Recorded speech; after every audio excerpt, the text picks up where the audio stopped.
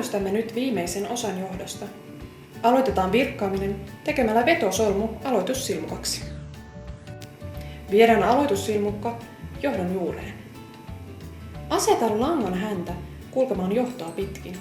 Näin saat samalla langan pääteltyä kiinteiden silmukoiden sisään.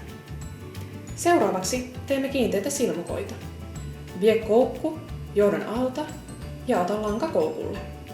Vie koukku samaa reittiä takaisin ylös. Näin saamme 2 silmukkaa koukulle.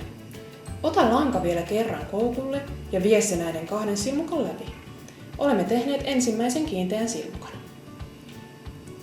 Eli vie koukku johdon alta, ota lanka koukulle, vie koukku takaisin ylös, lanka uudestaan koukulle ja 2 silmukan läpi.